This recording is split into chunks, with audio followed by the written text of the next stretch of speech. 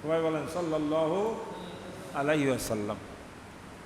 খাতামাল্লাহু বিহিন নবুওয়া ওয়া হাকামান লা নবিয়্যা বাদাহু বালাগাল উলা বিকামালিহি।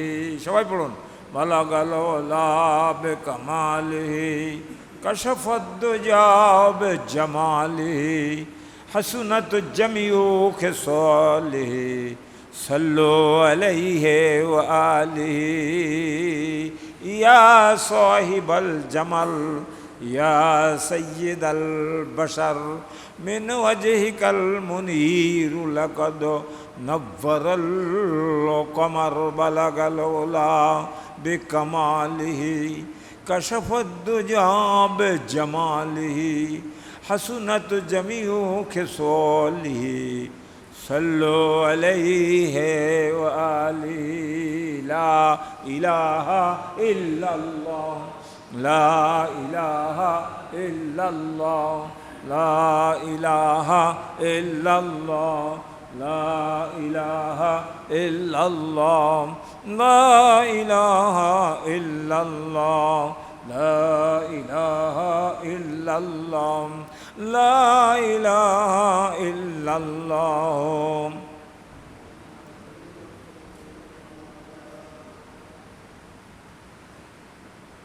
উপস্থিত উত্তর নাসিরপুর জামে মসজিদের সম্মানিত ইমাম সাহেব, মুআজ্জাজ মোহতারাম উলামায়ে কেরাম, ফুজালায়ে আযম, তুলাবায়ে আযম, হাজিউল হারামাইন, সুধী মণ্ডলী, দিন দরদি ইসলাম প্রিয় বয়োজ্যেষ্ঠ মুরব্বী বাবাজিরা, সমবয়স্ক ভাইরা ও আমার বন্ধুরা, সকলের প্রতি রইল পবিত্র মুহররমের চাঁদের আজকের এই দ্বিতীয় জুমায় আমার পক্ষ থেকে আন্তরিক সালাম। আসসালামু আলাইকুম ওয়া রাহমাতুল্লাহি ওয়া বারাকাতুহু।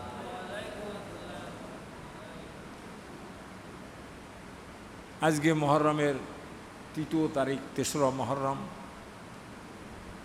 ইংরেজি ৫ই আষাঢ়, এই বাংলায় ৫ই আষাঢ়, ইংরেজি ১৯শে জুন ২০২৬। আজকে হলো প্রথম জুমা। মুহররমের চাঁদ উঠে গেছে, তাহলে আরবি সনও পরিবর্তন হয়ে গেছে। এতদিন ছিল ১৪৪৭, আজকের থেকে গত জুমার থেকে হয়েছে ১৪০০ কত ১৪০০। আজকে হলো ১০ই মুহররম, ২৫/৬/২৯, মানে জুন মাসের ২৫ তারিখ, আর আষাঢ় মাসের ১১ তারিখ। আজকে দ্বিতীয় জুমায় আল্লাহ তাআলা আমাদেরকে তার এই ঘরে এসে দিনের কথা বলা, শোনার, বুঝার যে তৌফিকটুকু এনায়েত করেছেন, এজন্য আল্লাহর দরবারে আমরা শুকরগুজার হচ্ছি। সবাই একটু গলা ছেড়ে দিয়ে একটু জোরে বলুন আলহামদুলিল্লাহ। আর একবার বলুন আলহামদুলিল্লাহ। হামদান কাসীরান তাইয়্যিবান মুবারাকান ফীহি। শুকরিয়া আদায় করলাম কার? খুশি হবেন কে? খুশি যদি আল্লাহ হয়ে যান, আমাদের কোনো ভয় আছে? আল্লাহ যার পরে খুশি হয়ে যায়, ওই ব্যক্তির দুনিয়ায় কোনো ভয় নাই, আখিরাতেও কোনো ভয় নাই, কবরেও কোনো ভয় নাই, মিজানেও কোনো ভয় নাই, পুলসিরাতেও কোনো ভয় নাই। বলুন সুবহান। বন্ধুরা আমার ভাইরা, এই মুহররম মাস শুরু হয়েছে আজকের ১০ তারিখ মুহররমের। আহা, অত্যন্ত গুরুত্বপূর্ণ তারিখ। কথা বলবেন না, কথা না বলি, অত্যন্ত গুরুত্বপূর্ণ তারিখ হলো এই ১০ তারিখ। এক তো অল্প লোক, তার মধ্যে এদিক ওদিক মনোযোগ থাকে, কথাবার্তা হয়, তাহলে কথার খেইটা হারায় যায়। কথাবার্তা যদি থাকে, আপনাকে ১ মিনিট সময় দিলাম, কথা সেরে নেন। এবার বলবো? হ্যাঁ, এবার সবাই নীরব থাকবেন, চুপচাপ কথা শুনবেন। খুব গুরুত্বপূর্ণ কথা আজকে, যেহেতু আজকে মুহররম মাসের 10 তারিখ। আজকে হলো আশুরা। আজকে কি? আশুরা। কথা বলেন না কেন? আজকে কি? আশুরা। ভালো করে শুনতে পেয়েছেন? কি জিনিস? আশুরা হলো আজকে, এই মুহররমের 10 তারিখ। মুহররম হলো হিজরি নববর্ষ। হিজরি নববর্ষ হলো মুহররম, গত একটা জুমা চলে গেছে, আমি ছিলাম না এখানে, আজকে দ্বিতীয় জুমা আমি হাজির হয়েছি। আল্লাহ তাআলার দরবারে আমরা আল্লাহর কাছে রোনাদারি করব এই মহরম মাস সম্পর্কে। আল্লাহর কাছে আমরা চাইবো যে আল্লাহ তাআলা আমাদেরকে এই মহরমে আমাদের জীবনের সব গুনাহগুলো মাফ করে দিক। সবাই বলুন আমিন। আরও জোরে বলুন আল্লাহুম্মা আমিন। মহরম শব্দটা আরবি শব্দ না, বাংলা শব্দ, আরবি শব্দ। মহরম শব্দের অর্থ কি আপনারা জানেন? মহরম শব্দের অর্থ হলো নিষিদ্ধ। মহরম মানে কি? নিষিদ্ধ, নিষেধ, বারণ করা, নিষেধ করা। মহরম শব্দের অর্থ হলো দুটো, একটা হলো নিষিদ্ধ, আর একটা মহরম শব্দ অর্থ হলো যে এই মাসে কি নিষিদ্ধ, আর একটা হলো সম্মানিত। একদিক থেকে নিষিদ্ধ আর একদিক থেকে সম্মানিত। এই মহরম শব্দের অর্থ হলো এটাই। আরবি শব্দ, বাংলা শব্দ হলো নিষিদ্ধ এবং সম্মানিত। বুঝলেন সবাই? কি কথাবার্তা বললাম? দুটো বলেছি, কটা বলেছি বলেন তো? কি কি কেউ বলতে পারবেন না? নিষিদ্ধ, মহরম মানে নিষিদ্ধ। মহরম মানে কি? এবার একটা বলেন তো, মহরম মানে কি? সবাই বলেন। আর একটা অর্থ হলো সম্মানিত। আর একটা অর্থ কি? তাহলে কয়টা অর্থ বললাম? মহরম শব্দের অর্থ কয়টি? কি কি? নিষিদ্ধ, আর একটা সম্মানিত। একটা হলো নিষিদ্ধ, আর একটা হলো সম্মানিত। এই জন্য এই মাসটার নাম রাখা হয়েছে মহরম। বলুন সুবহানাল্লাহ। সেই মহরম মাস নিষিদ্ধ কেন? এই মাসের ভিতরে যুদ্ধ, বিগ্রহ, ঝগড়া, ফাসাদ, মারামারি, কাটাকাটি এগুলো রসুল করতে নিষিদ্ধ করেছেন। মুসলমানরা এগুলো করতো না, তাই এটাকে নিষিদ্ধ করা হয়েছে। বুঝতে পারলেন আপনারা? আগেকার দিনে আরবের লোকেরা যুদ্ধ বিগ্রহটা বেশি পছন্দ করত। কথায় কথায় যুদ্ধ লাগাই দিত। ওদের এতে যদি খামারে যদি আমাদের কারো গরু আরেক খামারের গরু যদি যায়, তাহলে ওখানকার ওই গরুওয়ালারা যদি পানি খায়, তাহলে ওদের সাথে ওই পানি খাওয়াকে উস্তুত করে ওটাকে কারণ বানায়, ওটা নিয়ে যুদ্ধ চলত। বছরের যুদ্ধ হয়েছিল 40 বছর। তখন যুদ্ধ চলার পরে কোনো মীমাংসা হয় না। তখন ওরা বলে গেছিল যে আমরা তো মারা যাচ্ছি, এই আমার বংশধরেরা তোমরা জেনে রাখো, এরপরে যারা আসবে তারাও এই যুদ্ধ চালিয়ে যাবে। ওরা বিশ্বাস করতো রক্তের বদলে রক্ত। কি বিশ্বাস করতো? রক্তের বদলে রক্ত। আর ইংরেজিতে বলে ব্লাড ফর ব্লাড। কি বলে? Blood for blood. আর আরবিতে বলে, উর্দুতে বলে খুন কা বদলা খুন। কেউ যদি খুন করে ওরও খুন করতে হবে। কথা বুঝতে পারলেন? এটা মহরম মাস। এই জন্য এই কাজটা থেকে আমাদেরকে পবিত্র থাকতে হবে বলে এটার নাম রাখা হয়েছে মহরম মাস। একটু জোরে সরে বলুন সুবহানাল্লাহ। আরও জোরে বলুন সুবহানাল্লাহ। তাহলে মহরমের কয়টা অর্থ শুনলাম? মনে থাকবে তো সবার? কয়টা অর্থ শুনতে সবাই সম্মানিত। এই মাসের সম্মান এত বেশি যে এই মাসের ভিতরে কি সম্মান? মহরম হিজরি সনের প্রথম মাস। হিজরি সনের প্রথম মাস, নববর্ষ। এর জন্য এটার দাম অনেক বেশি। বলুন সুবহানাল্লাহ। আপনারা বলুন তো, বাংলা প্রথম মাস কোনটি? বাংলা নববর্ষ কোনটি? হ্যাঁ, বৈশাখ মাস। এসো হে বৈশাখ বলে না? সেই দিন রাত্রিবেলায় ভাত রেন্দি পানি দিয়ে ভিজিত হই, সকালবেলায় স্কুলের মাঠে খায়, আর দোকানে কেন ওই খায়, ওই কী বলে আলু ভর্তা খায়, ডাল খায়, আর কোনো কোনো জায়গায় আবার সেই দিন ইলিশ মাছ খায়। এরা হলো বৈশাখী পালন করে, মঙ্গল করে, মঙ্গল উৎসব পালন করে। বলেন বেদাত, হারাম, নিষিদ্ধ, এগুলো করা যাবে না। আপনারা করেন তো নাকি? করেন, আপনারাও করেন। আপনারাও স্কুলের মাঠে যান, যাই ওইগুলো শরীক হন। তার মানে হারাম কাজের ভিতরে শরীক হয়ে যায়। না বলবেন না, আমি যা বলি চশমা দিয়ে দেখি বলি। কেউ কেউ যায়, সবাই যায় তা না, কেউ কেউ যায়। যাবেন না ওই কাজের ভিতরে। ওটা মঙ্গল গ্রহ, ওরা আলো জ্বালাই গ্রহ পূজা পার্বণ করে। ওটা হলো হিন্দুয়ানি একটা প্রথা, ওটা মুসলিমদের কোনো প্রথা নয়। বলুন সুবহানাল্লাহ। তাহলে মহরম মাস দুটো কাজের জন্য প্রসিদ্ধ। হ্যাঁ, একটা সম্মানিত, একটা হলো কাফেরদের সাথে যে চুক্তি হয়েছিল সেই সব চুক্তি সব যুদ্ধ বন্ধ হয়ে যাবে এই মহরম মাসে, 1 নম্বর। আর 2 নম্বর হলো মহরম মাস হলো হিজরি সনের প্রথম মাস। হিজরি সনে কয়টা মাস আছে জানেন? হিজরি সনে মাস কটা আছে জানেন কে কে? একটু হাত উঁচু করে আমার দেখার না, আমি জানি। কেউ জানেন না? তাহলে আজকে শিখে নেন। মুহররম, সফর, রবিউল আউয়াল, রবিউল সানি, জমাদিউল আউয়াল, জমাদিউল সানি, রজব, শাবান, রমজান, শাওয়াল, জিলকদ, জিলহজ। 12টা মাস হয়েছে। এটা জানা ফরজে কিফায়া, যে নাকি এটা আপনারা জানি না। কিন্তু বৈশাখ যদি বলতে বলে, বৈশাখ জ্যৈষ্ঠ আষাঢ় একদমই একবার চৈত পর্যন্ত চলে যাবে, ওটা আমরা খুব ভালো জানি। ইংরেজিও এরকম জানুয়ারি ফেব্রুয়ারি ডিসেম্বর পর্যন্ত একদমই বলতে পারে, কিন্তু এটা আমরা শিখি না, জানি না, বুঝি না। মুসলমানের কপাল পুড়িছে, তাই তো আরবিগুলো তারা শিখতে চায় না। শুধু বলে ওদের দোয়া করে দেবেন, তুমি নিজে শেখো না, নিজে নামাজ পড়ো না, আমি দোয়া করে কী লাভ হবে? কোনো লাভ হবে? আমার নিজে আমল করতে হবে না, হবে না? নিজেকে আমাকে আমল করতে হবে, তাহলে আমার দোয়াটা আল্লাহর দরবারে কবুল হবে। আপনি আমল করবেন না, আমাদের শুধু কাটাই নেবেন। আমি কি আপনার কিসেন শুধু দোয়া করার জন্য আসছি? দোয়া তো করবই, কিন্তু আপনারা তো একটু কাজ করবেন নাকি? আপনাদেরও দোয়ার উপযুক্ত কাজ করতে হবে। আল্লাহু আকবার বলুন, আল্লাহু আকবার। তাহলে মুহররমের কয়টা অর্থ বুঝলাম? দুটো অর্থ বুঝলাম। মুহররমের কথা শেষ হয়ে গেল। আমরা এখন আমি মুহররম সম্পর্কে দু একটি কথা বলবো আজকে, যেহেতু আশুরা, আজকে যেহেতু কি আশুরা, আশুরা কাকে বলে এ সম্পর্কে কিছু কথা বলবো। বিসমিল্লাহির রহমানির রহিম। ওয়ালা তাকুলু লিমান ইউকতালু ফি সাবিলিল্লাহি আমওয়াত বাল আহইয়াউ ওয়ালাকিন লা তাশউরুন। বলুন আল্লাহু আকবার। এরশাদ হচ্ছে, আমার আল্লাহ রব্বুল আলামিন ঘোষণা দিয়েছেন, ওয়ালা তাকুলু, তোমরা তাদেরকে বলো না, ওয়ালা তাকুলু লিমান ইউকতালু ফি সাবিলিল্লাহি, যারা আল্লাহর জমিনে আল্লাহর দিন প্রতিষ্ঠা করতে যেয়ে বুকের তাজা রক্তটুকুন ঢেলে দিয়ে শাহাদাত বরণ করেছেন, তোমরা তাদেরকে মৃত্যু বলো না, ওরা মরে নাই। বলেন সুবহানাল্লাহ। বলছেন কে? আল্লাহ বলছেন ওরা মরেনি, তোমরা ওদেরকে মৃত্যু বলো না, ওরা বালাহিয়াও, বরং ওরা জীবিত আছে। বলেন সুবহানাল্লাহ। আমাকে একদল লোকে ধারণা হলো সব মরে গেছে, আর পাওয়া যাবে না কিছু। মরবে? মরে না। আপনারা আপনারা নামটা মনে আসছে না, হজরতে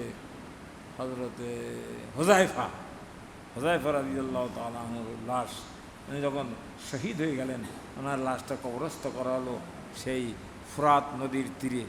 কিছুদিন পরে, কয়েকবার প্রায় 200 বছর পরে ওই কবরটা নদীতে ভেঙে যাচ্ছিল। আর একটা কবর ছিল, তো ওই কবরটা ভেঙে যাচ্ছিল। তখন ওই জামানার বাদশাকে খবে দেখানো হলো যে, বাদশা নামদার, আপনি একটু সজাগ হন, ওই সাহাবীর কবরটা ভেঙে কিন্তু সাগরে চলে যাচ্ছে, ওই কবরটা উঠায় সালমান পার্কে মাটি দেন। প্রথম দিন উনি কোনো গুরুত্ব দিলেন না। একই সাথে খবর দেখানো হয়েছে দেশের গ্রান্ড মুফতি যিনি, তিনিও একই খবর দেখেছেন, তিনিও ভয়তে কিছু বলতে পারতেছেন না। 3 দিন পরপর 3 দিন একই খবর দেখার পরে গ্রান্ড মুফতি বাদশার কাছে বলছেন যে, জনাব বাদশা নামদার, আমি তো এই খবর দেখেছি, কি করতে পারি? বলে, আমি তো এই খবর দেখেছি।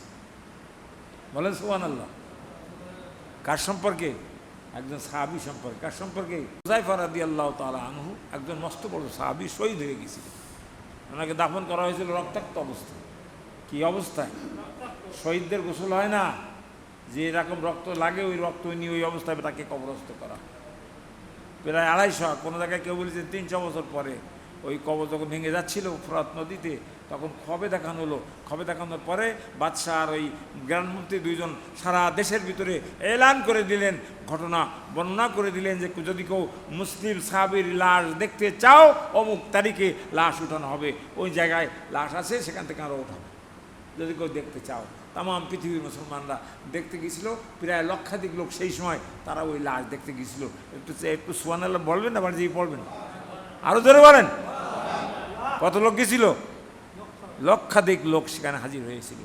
অনেক ডাক্তার, অনেক ইঞ্জিনিয়ার, অনেক শুধু লোক, আপনার আমার মতো মূর্খ সূর্খ মানুষ না, তারা দেশ বিদেশ থেকে টাকা খরচ করে গেছে, সাহাবীর লাশ কেমন আছে আমরা একটু দেখবো।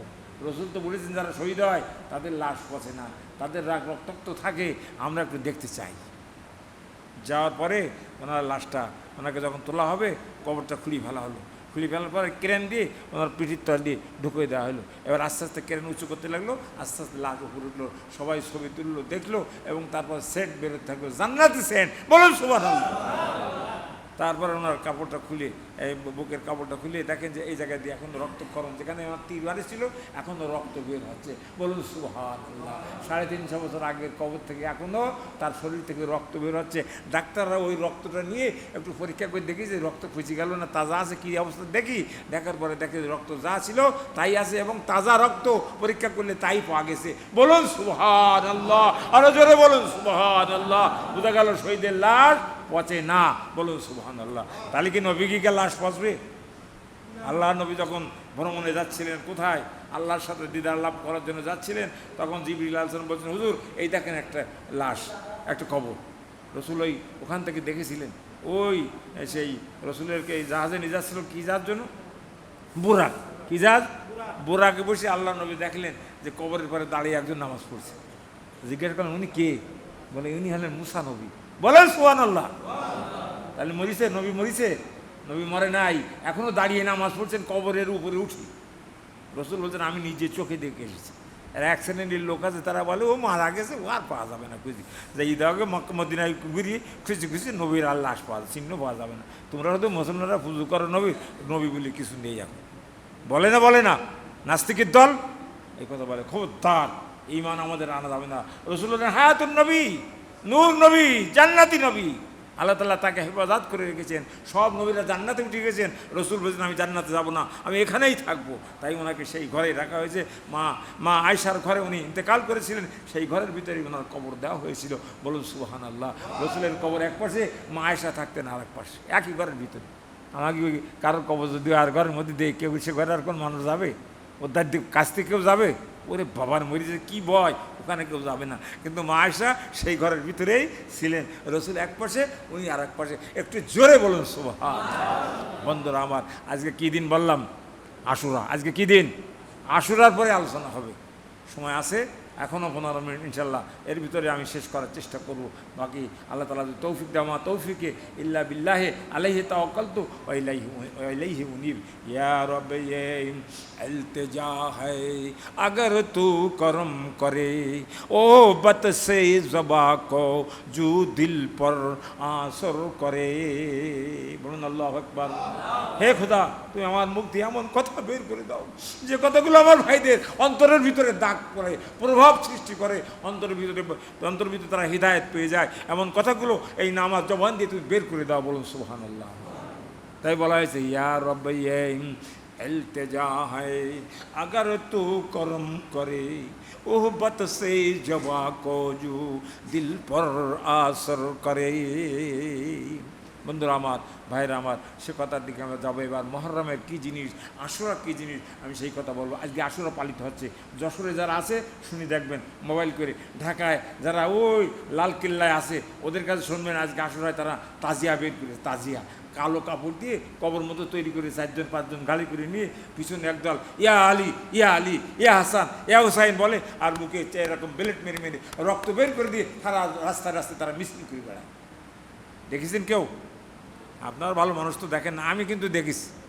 আমার একটু দোষ আছে, দেখা দোষ, জেনে যায় একটু দেখি বেশি। আমি ওটা দেখি আসছি, খুলনায় দেখেছি আমি। এরা আশুরার দিন তাজিয়া করে, এটার নাম হলো তাজিয়া। এটা হারাম, শরিয়াতে রক্ত বের করা যাবে না। ক্রন্দন চাই, মুর্শিয়া চাই না, ক্রন্দন চাই। আমরা ওটা চাই না, আমরা কাঁদতে চাই, তাদের জন্য দোয়া করতে চাই। তাদের জন্য দোয়া করলে লাভ হবে। বুকের রক্ত তাবলায় তাবলায় বের করে দিলে কোনো লাভ হবে না। তারা তাই করে। ওরা হলো শিয়া গ্রুপ। কোন গ্রুপ? শিয়া গ্রুপ। আমরা কোন গ্রুপ? সুন্নি গ্রুপ। আমরা কোন গ্রুপ? সুন্নিরা শিয়াদের সাথে মেশবে না, কখনো ওরাও কাজ করে না। বলেন সুবহানাল্লাহ। আর একটু জোরে বলেন সুবহানাল্লাহ। তাহলে এই আশুরার দিনে কী কী কাজ সংগঠিত হয়েছিল? আশুরা শব্দ থেকে আশুরা এসেছে। আশারা মানে হলো আরবিতে আশারা মানে 10। আশারা মানে কি? 10। ইংরেজিতে বলে 10, বাংলায় বলে 10, আরবিতে বলে আশারা।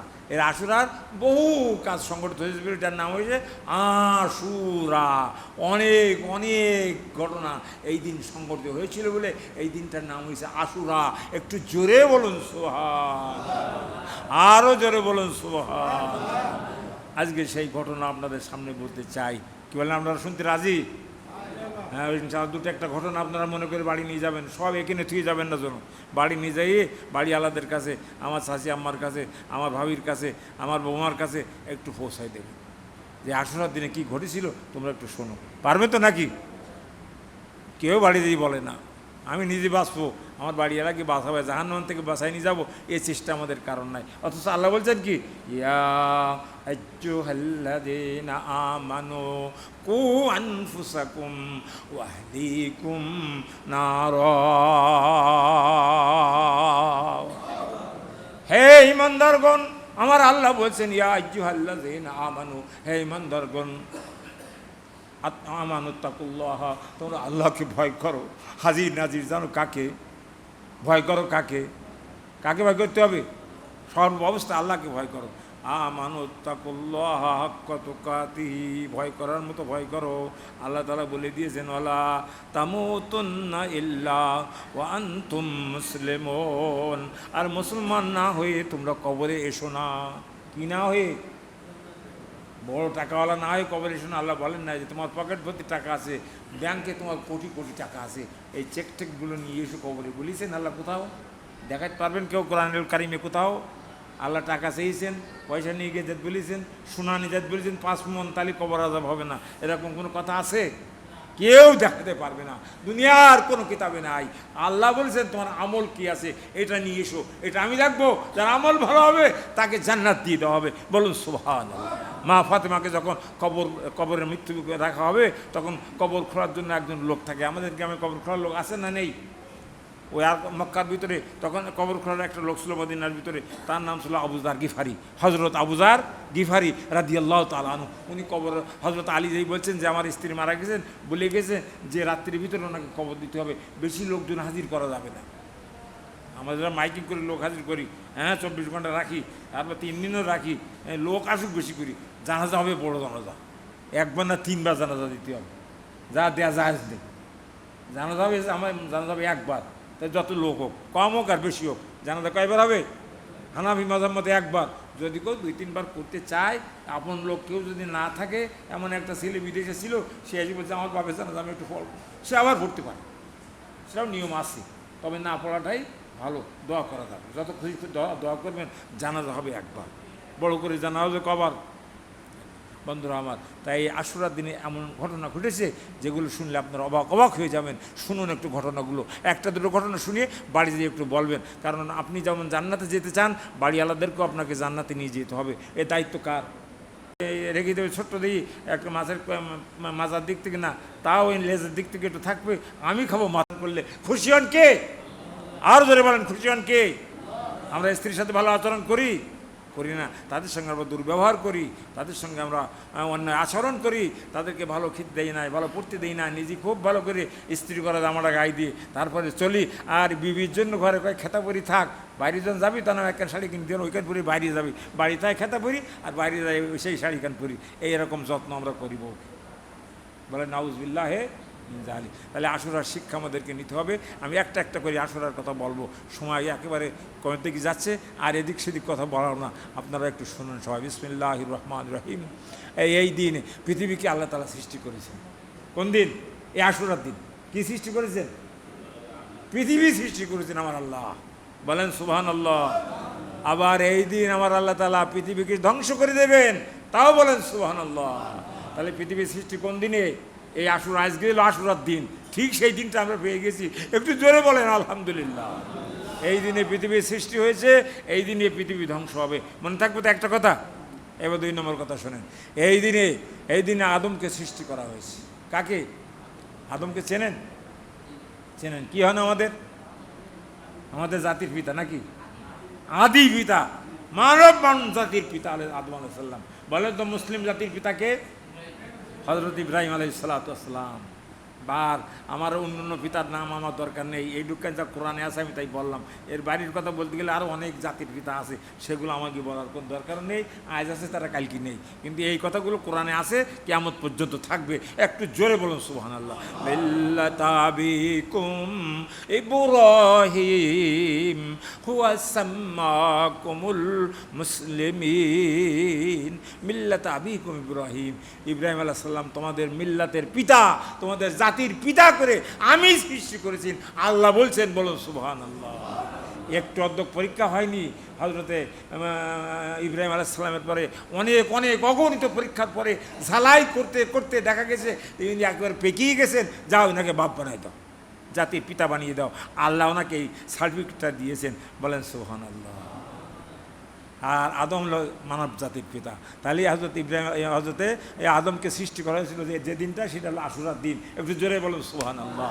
এবার হজরত আদম আলাইহিস সালামকে জান্নাতে যেদিন প্রবেশ করানো হলো সেদিনটাও আশুরার দিন ছিল। বলুন সুবহানাল্লাহ। জান্নাতে দিছিলেন আদমকে, হাওয়াকে জান্নাতে দিছিলেন না? কি বলেছিলেন? ইয়া আদম উসকুন আনতা ওয়া যাওজুকাল জান্নাহ ওয়াকুলা মিনহা ইলা আখিরিল আয়া। আল্লাহ বলছেন, আদম তুমি এবং তোমার বিবি, ওনার বিবির নাম জানেন? হাওয়া। হাওয়া না, হাওয়া। ইয়া ও আলিফ, হাওয়া। আদম এবং হাওয়া এই দুইজনকে আল্লাহ তাআলা বলছেন, ইয়া আদম উসকুন আনতা ওয়া যাওজুকাল জান্নাহ। হে আদম, তুমি এবং তোমার স্ত্রী জান্নাতেই থাকো, এই জান্নাত তো তোমাদের জন্য আমি তৈরি করেছি। বলুন সুবহানাল্লাহ। তাহলে আমাদের বাপের বাড়ি কোথায়?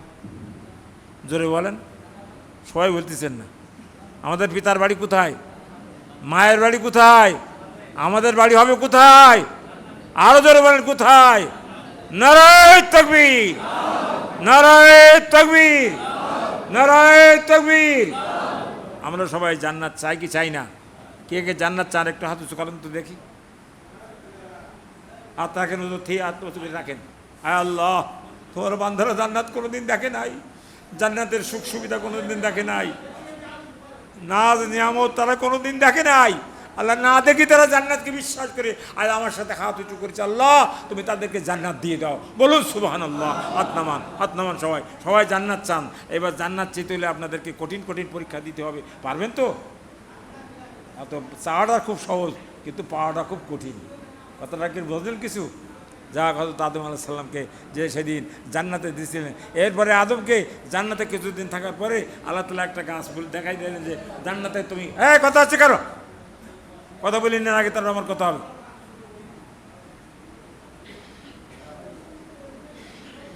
ওই বক্তাটা কিনা আমার ইন্দাউদ্দিন বক্তাটার পিছনে বক্তব্য রাখতে এখানে আসুক, বক্তাটা করুক এখানে, আসো এখানে এসো। পিছনে যারা বক্তা আছো তারা সামনে এসো, তাদের সময় দেবে। আজকের দিন আমার থাক, অফ থাকুক, আমি আগামী জুমায় কব ইনশাল্লাহ। কথা বললে কথার খেই হারায় যায়। আপনারা শুনবেন খুব স্থিরভাবে, মনোযোগ দিয়ে, খবরদার এদিক ওদিক তাকাবেন না, কথাগুলো বাড়ি নিয়ে যাওয়ার চেষ্টা করবেন। এক নম্বর হলো হযরত আদম আলাইহিস সালামকে আল্লাহ তাআলা ওই দিন জান্নাত থেকে আল্লাহ তাআলা দুনিয়ায় পাঠাইছিলেন, সেটাও আশুরার দিন। একটু জোরে বলবেন না সুবহানাল্লাহ। ওনাকে জান্নাতে রাখিছিলেন, কিন্তু জান্নাতে পাঠালেন কেন জানেন তো আপনারা এই ঘটনা? আল্লাহ তাআলা বলেন তোমরা জান্নাতে এখানে যাও, সেখানে যাও, এই ফল খাও, ওই ফল খাও, সব খাও, পানি খাও, কোনো অসুবিধা নেই। তবে ওয়ালা তাকরাবা হাযিহিশ শাজারাতা ফাতাকুনা মিনাজ যালিমিন। ওয়ালা তাকরাবা হাযিহিশ শাজারা, ওই যে গাছ দেখা যাচ্ছে জান্নাতের ওই কোণার দিকে, ওই গাছের কাছেও যেও না, ওই ফলও খেও না। কিন্তু শয়তান অসহসা দিয়ে ওনাদেরকে ওই ফল খাওয়ালো। আল্লাহ অসন্তুষ্ট হয়ে গেলেন, ওনাদের কাপড় জান্নাতের লেবাস সব খুলে পুড়িয়ে গেল। এবার ওনাদেরকে দুনিয়ায় পাঠাই দিলেন, বলে যাও তোমরা এবার দুনিয়ায় চলে যাও, এখানে তোমাদের থাকা যাবে না।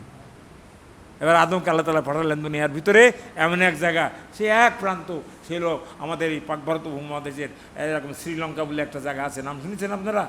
ওখানকার একটা জায়গা আছে, তার নাম হলো শরণদ্বীপ। ওই শরণদ্বীপের পরে ওনাকে আল্লাহ তাআলা পাঠাই দিলেন। আর মা হাওয়াকে পাঠালেন ঠিক শরণদ্বীপের কাছাকাছি, প্রায় 1 মাইলের ভিতরে নাকি না, ওনাকে পাঠালেন জেদ্দায়। পৃথিবীর এই প্রান্তে একজন, পূর্ব প্রান্তে একজন, পশ্চিম প্রান্তে একজন, কারোর সাথে কোনো দেখা সাক্ষাৎ নেই, কোনো গাড়ি ঘোড়া নেই, কোনো মোবাইল নেই, কোনো কিছু নেই, কোনো কিছু খবর পাওয়ার কোনো কায়দা নেই, কোনো গরুর গাড়িও নেই যে কাতে উঠে যাবে, আবার নদী সাগর পাড়ি দেবে কীভাবে, কোনো ব্যবস্থা নেই, দেখার কোনো কায়দা নেই। দুজন শুধু কান্তি আসেন, কান্তি আসেন, কান্তি আসেন, কান্তে কান্তে কেউ কেউ বলেছেন 250 বছর, কেউ বলছেন 350 বছর, মানে অগণিত অসংখ্য দিন কান্তে কান্তে দুইজনের সাথে দেখা হয়ে গেল। বলেন সুবহানাল্লাহ। যেখানে এখন হজ হয়, আরাফাতের ময়দান, মসজিদে নামিরায় দাঁড়িয়ে ইমাম সাহেব এখন খুতবা দেন, ওর পাশেই থাকবেন একটা পাহাড় আছে, পাহাড়ের নাম হল জাবালে রহমত। পাহাড়টার নাম কি? আহা, ওই জাবালে রহমতে এরকম সাদা একটা পাথর আছে, এই পাথরটা প্রায় আমার একতাল মতো উঁচু, ওই পাথরের পরে দাঁড়িয়ে আল্লাহর নবী শেষ ভাষণ তিনি ওখানে দাঁড়িয়ে দিয়েছিলেন, বিদায়ী ভাষণ তিনি ওখান থেকেই দিয়েছিলেন। বিদায়ী ভাষণ বলে সুবহানাল্লাহ। জানেন বিদায়ী ভাষণে কি বলেছিল শুনবেন?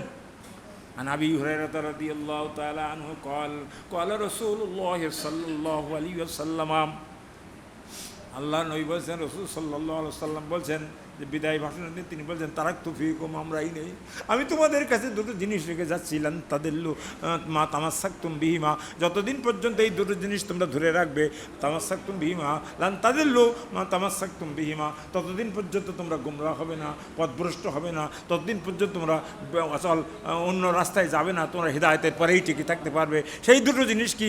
একটা হলো কিতাব আল্লাহ, একটা হলো সুন্নাতে রাসূলিহি। একটু জোরে বলুন সুবহানাল্লাহ। বলেন আল্লাহর কিতাব আমাদের কাছে আছে কি নাই? কোরআনুল কারীম আছে? অবিকৃত অবস্থা আছে না বিকৃত হয়ে গেছে? অবিকৃত অবস্থা আছে। আমি সৌদি আরবের কোরআন পড়লাম, দেখলাম যে আমাদের যা ওদের তাই।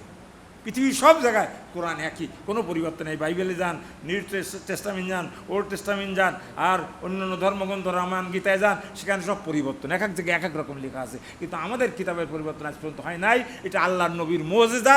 একটু জোরে বলুন সুবহানাল্লাহ। তাহলে হযরত আদম আর হাওয়া দুইজন কাঁদতে কাঁদতে কাঁদতে কাঁদতে ওখানে দেখা হলো। দেখা হওয়ার পরে ওনারা যখন উপরে উঠলেন, উপরে 30-40 ফুট উপরে ওঠার পরে আমরা সেখানে গেছিলাম দেখতে। যাওয়ার পরে ওনারা দুজন ওই দেখলেন, ওখানে যেয়ে আল্লাহর কাছে কান্নাকাটা করতে লাগলো, আল্লাহ রব্বানা, সবাই বলুন রব্বানা যালামনা আনফুসানা ওয়া ইল্লাম তাগফির লানা ওয়া তারহামনা লানাকুনান্না মিনাল খাসিরিন। আল্লাহ তাআলা এই আয়াতটা কোরআনুল কারীমের ভিতরে কোট করে দিয়েছে। তোমরা এই দোয়াটা পড়ো, নামাজ অন্তে এই দোয়াটা পড়ো। এই দোয়া আদমও পড়েছেন, হাওয়াও পড়েছেন, আল্লাহ তাদেরকে মাফও করে দিয়েছেন। বলুন সুবহানাল্লাহ।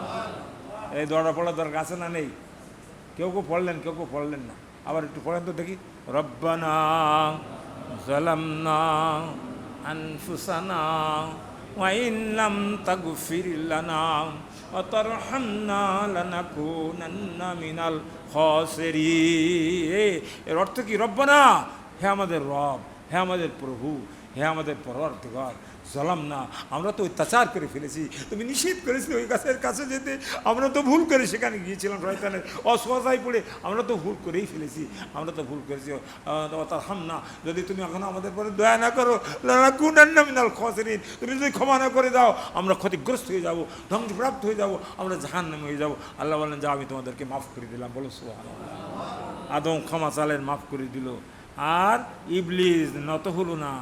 ইবলিসকে বলা হলো আবা আস্তাকবারা কানা মিনাল কাফিরিন। ইবলিস সব সেজদা করো আদমকে, সবাই সেজদা করলো। ইবলিস বলে না, যুক্তি দেখালো কি, আমি সেজদা করবো না, কারণ আমার গতি হলো উপরের দিকে আর মাটির গতি হলো নিচের দিকে। আগুন কখনো মাটির কাছে সেজদা করতে পারে না। আল্লাহর কাছে যুক্তি পেশ করলো। আল্লাহ কি বললেন? খালাকতানি মিন নারিন ওয়া খালাকতাহু মিন তিন। আমাকে আগুন দিয়ে সৃষ্টি করা হয়েছে, আর আগুন জ্বালাই দিয়ে আগুনের শিশু উপরে ওঠে না নিচে আসে? বলেন, উপরে ওঠে। আর মাটি যদি চালিয়ে দেন, মাধ্যাকর্ষণ শক্তি মাটিকে নিচের দিকে টেনে নিয়ে, যত জোরে মানেন মাটি নিচে আসবে না, আরও উপরে উঠবে, নিচে আসবে। তাহলে আগুনের গতি উপরের দিকে, মাটির গতি নিচের দিকে। ও যুক্তি দেখালো আল্লাহর কাছে ইবলিস। আল্লাহ বলল, যা আবার আস্তাকবারা, আজকে থেকে তুই কাফের হয়ে গেলি, তুই আর কখনো জান্নাতটা পাবি না, তোকে আমি ছেড়েই দিলাম। তাহলে আল্লাহর কাছে নত হতে হবে, আল্লাহর কাছে স্বীকার করতে হবে, গুনার কথা স্বীকার করতে হবে। স্বীকার করলে মাফ করে দেবেন কে? আল্লাহ। আর যদি আপনি অস্বীকার করে তর্ক বিতর্ক করেন, তাহলে রাগ করবেন কে? অতএব আমাদের আল্লাহর সঙ্গে বিতর্ক করা যাবে না। আর অনেক ঘটনা, হযরত নূহ আলাইহিস সালামের নাম শুনেছেন? উনি একটা নৌকো তৈরি করেছিলেন, তা শুনেছিলেন? নূহ নৌকো কয় না মানুষ? নূহ আলাইহিস সালামের নৌকো। কোনো কোনো দলালার বলে আমরা নূহর নৌকো নিয়ে আসি, তখন আমি নৌকোয় ভোট দাও। কোনো কোনো দলালার বলে না, নূহ সে নৌকো নাও, নৌকো ভাই আলাদা সেই জিনিস। সে নূহ আলাইহিস সালামের সেই নৌকা যখন বানানো হলো ডাঙ্গার পরে, উনি ওনার ছেলেকে বলেন, বাবা এই নৌকো তৈরি করতেছে, এই নৌকোয় উঠতে হবে। বলছে, বাবা আপনার কি মাথা খারাপ? নৌকোয় উঠবো কেন? এই ডাঙ্গা দেশে কি কখনো পানি টানি হয়? ভেঙে তলায় যাবে, যেমন নৌকো উঠবো? বলে হ্যাঁ, আল্লাহ তাআলা বন্যা দেবেন, বন্যায় সব তলায় যাবে, শুধু এই নৌকোয় যারা থাকবে তারাই জীবিত থাকবে, আর বাকি লোকগুলো সব পানি খেয়ে খেয়েই মারা যাবে। ওনার স্ত্রীও ইমান আনে নাই, ওনার ছেলে কেনানও ইমান আনে নাই। দুইজন বলে, আব্বু ছেলে বলছে, আব্বু যখন ওই তুফান হবে আমি তখন পাহাড়ের চূড়ার পরে উঠবো, দেখি সেখানে কী হয়। বলে সেখানেও তলায় যাবে। তারপরে সে উঠেছিল তাই, কিন্তু সেখানে পানি চুয়ে চুয়ে খেয়ে খেয়ে সেও মারা গেছিল আল্লাহর হুকুম অমান্যকারীকে। আর হজরতে নূহ আলাইহিস সালাম বারবার তাকাচ্ছিলেন, আল্লাহ তাআলা নূহকে ধমক দিলেন, ইয়া নূহ লাইসা মিন আহলি, হে নুহু ওর দিকে আর তাকায়ও না, ও তোমার সন্তান নয়, ও তোমার আহাল নয়, ও তোমার পরিবারের লোক নয়, ওদের দিকে তাকিও না, বরং যারা তোমার এই নৌকায় উঠেছে এরাই তোমার পরিবারের লোক, বলুন আলহামদুলিল্লাহ। তাহলে আসলে ঘটনা বলি শেষ করা যাবে? কেবলমাত্র 3-4টি বলেছি, আরও অনেক ঘটনা আছে, সময় আমার শেষ হয়ে গেছে, আজকে আর বলা সম্ভব নয়। আমি আপনাদের কাছে আশুরা থেকে শিক্ষা গ্রহণ করতে চাই যে হজরতে ইমাম হুসাইনের ঘটনা যদি বলতে যাই অনেক সময় লাগবে। ইমাম হুসাইনও ঘটনাক্রমে এই আশুরার দিনেই তিনি শাহাদাত বরণ করেছিলেন। ইমাম হুসাইনকে চেনেন আপনারা? চেনেন? বলেন তো কে? ইনি আল্লাহ নবী দহিত্র, আল্লাহ নবীর নাতি ছেলে, যাকে ভালো বাংলায় বলা হয় দহিত্র, মা ফাতিমার কলিজার টুকরা, ছোট ছেলে, বড় ছেলে হল হাসান আর ছোট ছেলে হল হুসাইন রাদিয়াল্লাহু তাআলা আনহুমা। এনারা দুইজন রসুল অত্যন্ত মহব্বত করতেন তাদেরকে, হজরত হুসাইনকে। এখন হজরত হুসাইন যখন দেখলেন যে রাজতন্ত্র কায়েম হয়ে যাচ্ছে, রাজতন্ত্র হয়ে যাচ্ছে আর ইসলামের খেলাফততন্ত্র বাতিল হয়ে যাচ্ছে, মুআবিয়া তার ছেলেকে তার হাতে বয়াত নিয়ে তার ছেলেকে খলিফা বানায় দিয়ে যাচ্ছে, তখন উনি তার বিরুদ্ধে কথা বলার জন্য কুফাবাসীরা তাকে ডেকেছিল। সেই ডাকে উনি সাড়া দিয়ে যখন গেলেন 61 হিজরির 680 খ্রিস্টাব্দ 19 অক্টোবর 10ই মহরমে তিনি সেখানে হাজির হলেন। হাজির হওয়ার পরে তাকে চতুর্দিক থেকে ঘিরে, তিনি মাত্র যুদ্ধ তো করতে যান না, ওনার হাতে বয়াত নেবে তাই বলে তাকে ডেকে নেওয়া হয়েছিল যে আপনি আসেন, আমরা আপনার কাছে বয়াত হব, মানে আপনাকে খলিফা বানাবো। কথাও ছিল তাই, উনি পরবর্তী খলিফা উনি হবেন, কিন্তু তা না করে ওনার ছেলেকে ইয়াজিদকে উনি খলিফা বানায় দিয়ে গেলেন। তাই হোক, সেই ইয়াজিদের অন্যায় খলিফাকে উনি মানতে রাজি হন নাই। উনি বললেন আমি এটা মানি না, আমি এর বিরুদ্ধে কথা বলবো, সংগ্রাম করব। সংগ্রাম করার জন্য যখন তিনি ইরাকে পৌঁছালেন, কারবালার প্রান্তরে পৌঁছালেন, কারবালার প্রান্তরে যখন তিনি পৌঁছালেন, আর সেই নদীর নাম হলো ফোরাত নদী, ফোরাত নদীর পাশে যে উনি তাঁবু গাড়লেন। ওরা চতুর্দিক থেকে মুসলমানদেরকে ঘেরোয়া করে ফেললো, মাত্র 72 জন সৈন্য। মুসলমানদের লোক কজন? তার মেয়ে লোক আর ছেলেপিলে হলো 40 জন, আর সেনাবাহিনী হলো 32 জন, সাথে প্রোটেক্টর নেওয়ার জন্য 32 জন প্রোটেক্ট দেওয়ার জন্য নেওয়া হয়েছে। যুদ্ধ করতে ওনারা যান নাই, ওনারা গেছিলেন কী জন্য? বয়াত করার জন্য। কিন্তু তারা বয়াত না করে ওরা ঘিরে ফেলে বললো তোমাকে তো তোমার সঙ্গে যুদ্ধ হবে। তো উনি বললেন আমার 3টি প্রস্তাব আছে, শোনো। একটি হলো আমাকে যেখান থেকে আসছি ওখানে ফিরে যেতে দাও, নইলে আমাকে কোনো মুসলিম স্টেটে পাঠাও, নইলে ইয়াজিদের কাছে আমাকে নিয়ে যাও, তোমরা আমার সঙ্গে যুদ্ধ করে না। আমি তো যুদ্ধ করতে আসি নাই। বলে কোনোটাই চলবে না, তোমাকে যুদ্ধ করা হবে, তোমাকে শহীদ করতে হবে, তোমাকে মারা হবে। বলে নাউজুবিল্লাহ।